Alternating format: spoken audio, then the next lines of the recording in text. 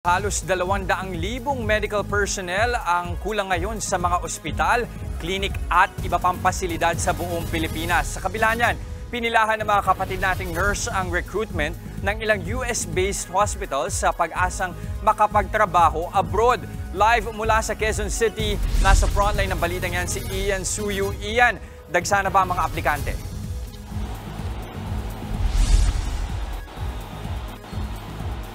Jess, nandito nga tayo ngayon sa IPAMS o Industrial Personnel and Management Services Incorporated dito sa Quezon City, kung saan isinasagawa ang ikalawang araw ng kanilang 2-day job fair para mga Pinoy nurses.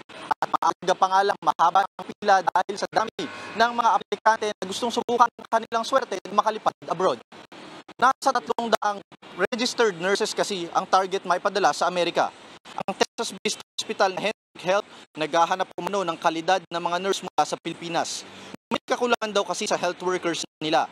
Nasa 3 hanggang 5 milyong piso ang maaaring matanggap sa kada taon ng isang nurse. Depende raw ito sa experience at mapag-uusapan kasama ang contractor. Maaari rin daw makakuha ng green card o permanent visa ang mga matatanggap na nurse. Pero di raw dapat bababa sa 1 taon ng work experience ng aplikante. Katulong ng IPAMS ang Visa Solutions International sa pagsasaayos ng mga interview at hiring process para sa mga aplikante. Mas madali raw ang prosesong ino-offer nila sa mga aplikante dahil direct hire na ang mga ito. Bukod sa Quezon City, magbubukas din daw ang IPAMS ng recruitment sa Tacloban sa Biyernes. Nangyari ang recruitment sa gitna ng shortage ng medical professionals dito sa ating bansa.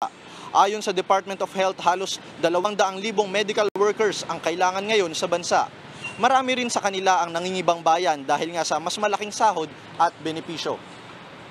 Jess, sa ngayon nga, nasa 120 na applicants ang nasa loob ng opisina na nagsasailalim nga ngayon sa proseso at inaasahan na posibleng mas dumami pa yan pagdating ng tanghali. At sa mga kapatid natin na gusto pang humabol sa mga registered nurses dyan na balak din mga ibang bansa, ang kailangan nyo lamang pong dalhin dito ay ang CV o resume at ang requirement lang nila ay 1 year of bedside experience bilang nurse. At yan ang latest mula dito sa Quezon City. Balik sa iyo, Jess. Maraming salamat, Ian Suyu. Mga kapatid, Jess De Los Santos po, huwag magpahuli sa mga umaaksyong balita at napapanahong issue sa bansa. Para sa mas malawak na balitaan, mag-subscribe at mag-follow sa social media pages ng News 5.